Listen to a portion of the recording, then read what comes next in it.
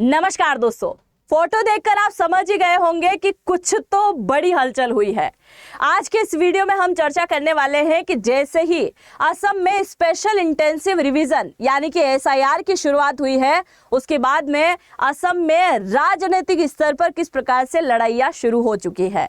क्योंकि अभी हाल ही में असम के मुख्यमंत्री ने ऐसे स्टेटमेंट दिए हैं जिसके बारे में शायद भारत के किसी भी मुख्यमंत्री ने ऐसे स्टेटमेंट नहीं दिए होंगे।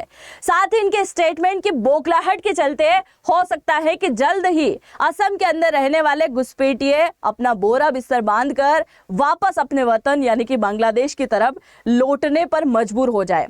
और अभी हाल ही में असम की राजनीति में जिस फॉर्म को लेकर बहुत ज्यादा बहस हो रही है, उसके बारे में भी हम चर्चा करेंगे कि आखिरकार असम के मुख्यमंत्री ने असम की जनता से ऐसा कौन सा काम करने के लिए कह दिया है।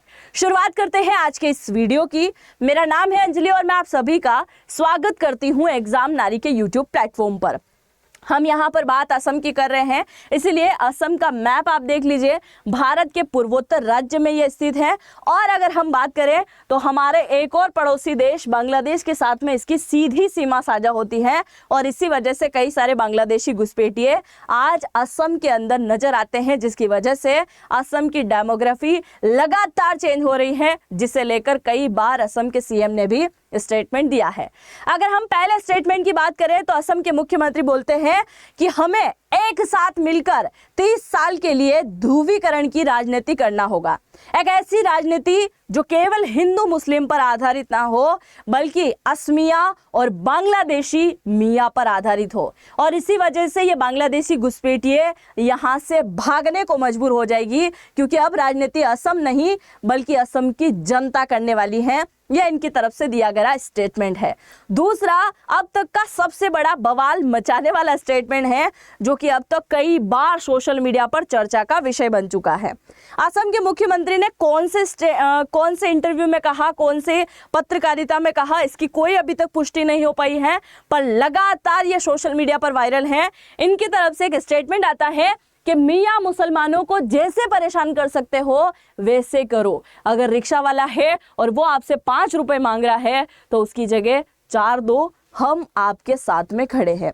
और ऐसा कहने के पीछे की वजह आप सुनो। मियां मुसलमान का अर्थ ये नहीं है कि असम के रहने वाले मुसलमानों को परेशान करने के लिए इन्होंने ऐसा कहा है, बल्कि ऐसा कहने के पीछे की वजह है मियां शब्द उनके लिए उपयोग होता है जो बांग्लादेशी मुसलमान हैं और खास तरीके से बंगाली लैंग्वेज का यूज करते हैं।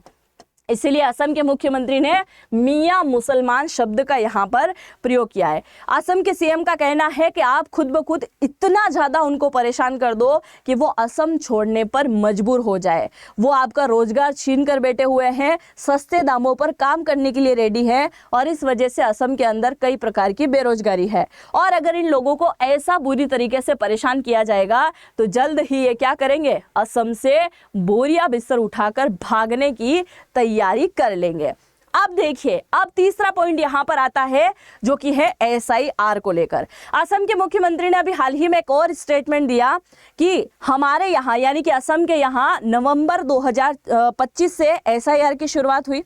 फरवरी में इसकी फाइनल लिस्ट आने वाली है, यानी कि जो असली वोटर होंगे, प्योर वोटर जो होंगे, उनकी लिस्ट आ जाएगी 10 फरवरी को, यानी कि अंतिम लिस्ट होगी। और उसके बाद ही आप सभी जानते हैं कि 2026 में इसी साल अगले महीने में विधानसभा चुनाव होने हैं असम के अंदर, जिसकी फाइनल लिस्ट आने वाली है।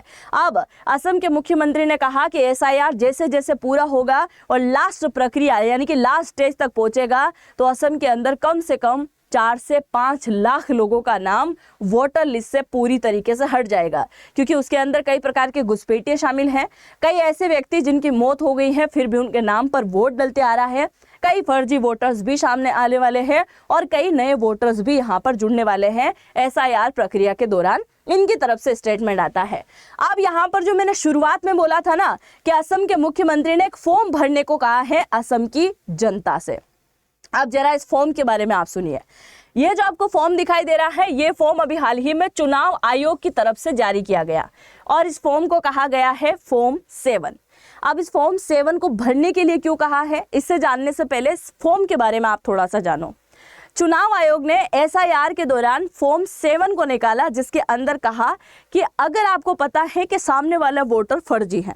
फर्जी कैसे? अगर आपके पड़ोस में कोई व्यक्ति जिसकी मौत हो गई है, फिर भी उसके नाम का वोटर लिस्ट में हमेशा उसका नाम आ रहा है, उसके नाम का कोई और जाकर वोट डाल के आ जाता है, या फिर आपको पता है कि आपके पड़ोस में रहने वाला परिवार कई सालों से यहाँ नहीं रहता है, वो यहाँ से किसी और शहर जा चुका है, वहाँ पे भी वो वोट डाल रहा है और यहाँ आके भी ये वोट डाल देता है, मतलब ये यहाँ नहीं रहता है।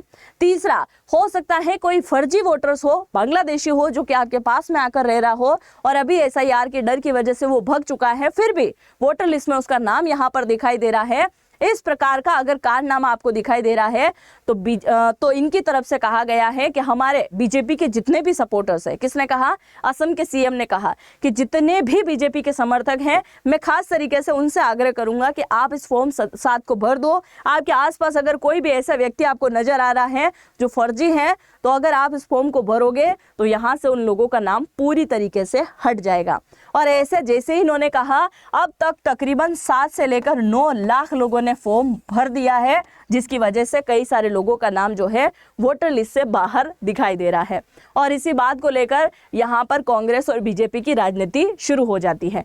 कांग्रेस ने कहा है कि आप अपने भाजपा प्रत्याशी को बोल रहे हैं कि ये फॉर्म भरे, भाजपा सपोर्टर को बोला जा रहा है कि फॉर्म भरे, आप किसी प्रकार की तुष्टीकरण की राजनीति कर रहे हैं। दूसरा, आप मियां मुसलमान को भगाने की बात कर रहे हैं, सीधे तरीके से आप जातिवाद को समर्थन दे रहे हैं, भेदभावपूर्ण तरीके से आप राजनीति कर रहे हैं, हिंदू मुस्लिम की आप राजनीति कर रहे हैं। इस प्रकार की राजनीति असम के अंदर नहीं चलने वाली। इनकी तरफ से ये ऐसा स्टेटमेंट दिया गया है कि बीजेपी हमेशा जातिगत भेदभाव को बढ़ावा दे रही है और ये आप कर रहे हैं। असली वोटर को यहाँ से हटाने की काम आप कर रहे हैं और फॉर्म 7 जैसे ही भरा जा रहा है, उसकी वजह से कई सारे लोग जो है ऑटोमेटिक इस लिस्ट से बाहर होने वाले हैं। तो अब आप मुझे जरा कमेंट सेक्शन में लिखकर बताइएगा कि असम के मुख्यमंत्री आपको यहाँ पर सही दिखाई देते हैं या फिर कांग्रेस की तरफ से जो स्टेटमेंट दिया गया है वो आपको सही दिखाई देता है। क्योंकि असम के सीएम ने अभी कुछ समय पहले, जब दुर्गा पूजा चल रही थी, उस समय भी एक स्टेटमेंट दिया था, शूट एंड साइड का स्टेटमेंट। आप सभी को याद होगा कि दुर्गा पूजा के दौरान कई सारे लोगों ने परेशान करने की कोशिश करी थी और उन्हें लेकर असम के सीएम ने कह दिया था कि अगर ऐसी परेशानी हो तो सीधा आप उन्हें गोली मार सकते हैं। सिपाहियों को भी पूरी तरीके से छूट दे दी थी। यहाँ तक कि असम के सीएम ने राइफल रखने के लिए भी बहुत आसान प्रक्रिया बना दी है असम के अंदर। और यहाँ तक कि एक और स्टेटमेंट सुनिए, असम का एक ऐसा क्षेत्र है जहां पर हिंदुओं की संख्या जो है केवल 30% है और वहां पर मुसलमानों की संख्या 30% से ज़्यादा है। इस वजह से उस गांव वाले इलाके में असम के मुख्यमंत्री ने खुले तौर पर कहा था कि हर एक हिंदू को क्या करेगा, वो हथियार यहाँ पर मुहैया करवाने का काम करेंगे। तो आप इनके स्टेटमेंट लगातार मिलाते चलिए। इनसे कई बार जब पूछा गया था कि आप इस प्रकार की राजनीति करते हैं तो खुलकर इन्होंने इस बात का समर्थन भी दिया था। आप क्या सोचते हैं? अपनी राय को जरूर से कमेंट सेक्शन में लिख दीजिएगा। और अगर आप जेनेटिव एआई यानी कि अगर फोटोशॉप में, किसी में कैनवा में अगर आप थंबनेल वगैरह बनाना चाह रहे हैं, एडिटिंग सीखना चाहते हैं, तो आपको यहाँ पर बहुत कम दामों में एक पूरा कोर्स मिलने वाला है। 40 घंटे की क्लास मिलेगी। और ये कहाँ मिलेगा? तो इसी वीडियो के कमेंट सेक्शन में एक फॉर्म मैंने पिन कर रखा है एग्जाम नारी के नाम पे। उस पर जाके आप टैप करना, जिसमें आपको नाम, मोबाइल नंबर, ईमेल आईडी डालना है और यहाँ डिस्काउंट प्राप्त करने के लिए नारी 100 कोड का आपको इस्तेमाल करना है। जैसे आप इस कोड का इस्तेमाल करते हैं, आपको यहाँ पर अच्छा खासा डिस्काउंट देखने को मिल जाएगा। तो जरूर से ज्वाइन कीजिएगा और चैनल पर पहली बार विजिट किया है तो सब्सक्राइब भी जरूर कीजिएगा। मिलते हैं नेक्स्ट वीडियो में, तब तक के लिए जय हिंद, जय भारत।